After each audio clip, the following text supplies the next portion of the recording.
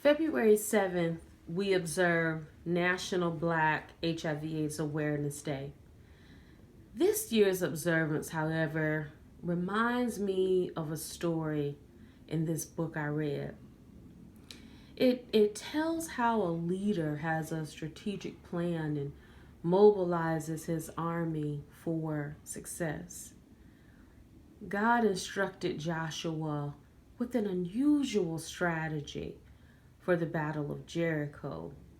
He told Joshua to have his army march around a city once a day for 6 straight days. But on that 7th day, they marched around the walls of Jericho 7 times. And at Joshua's order, the army produced a powerful sound, a boisterous roar, and the walls miraculously fell down. And the people were able to overtake the city.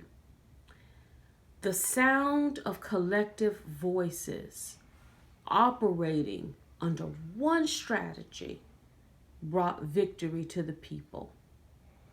I am McKinley-Beach, a Black woman, wife, mother, a woman of faith, and a proud Southerner.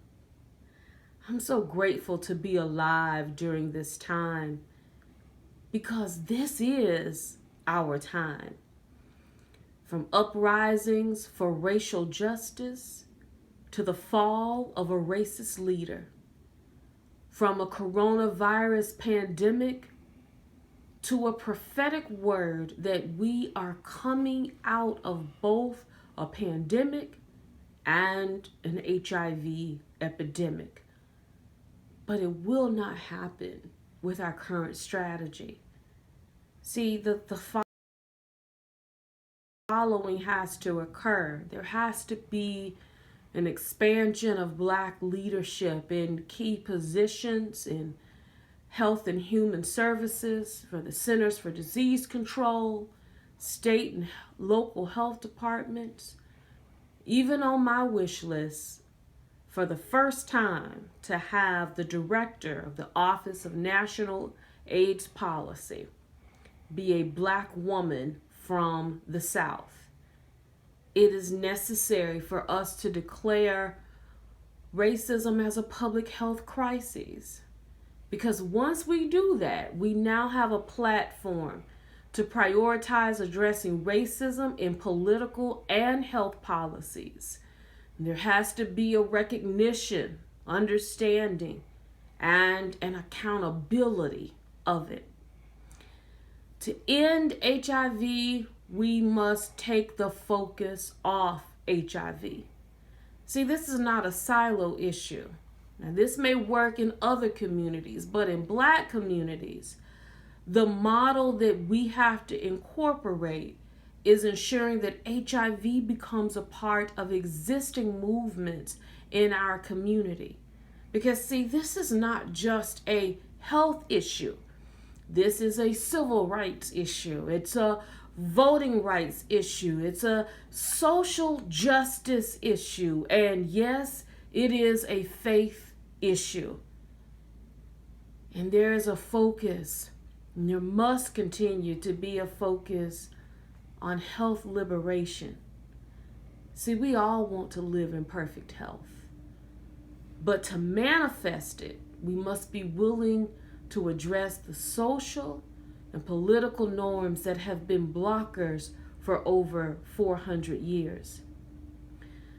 The story I referenced earlier was a reminder for me that the walls of HIV cannot come tumbling down until the chosen leaders take their rightful place in positions to lead our community out of the wilderness. And to our allies, we need you to be just that. Be allies. You are necessary in the army to end the epidemic, but you are not the chosen leadership. June 30th will be my 30-year anniversary in serving my community to end HIV.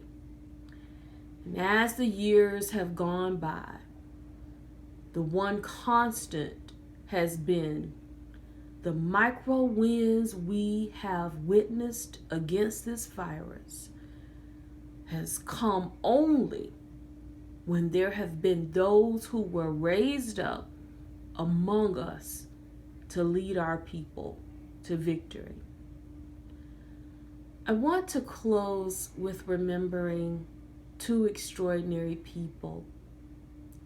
One of our founding fathers of National Black HIV/AIDS Awareness Day, Dr. Mark Colomb from Jackson, Mississippi. Dr. Colomb, I will never forget, nor will I allow others to forget, the foundation you laid to get us to where we are now to end HIV. And the other is Mr. Ronald Henderson, Florida's father of Black HIV initiatives. You served as a drum major and led us to some amazing wins. Now we will pick up the baton and continue your extraordinary work. We love you both. Thank you.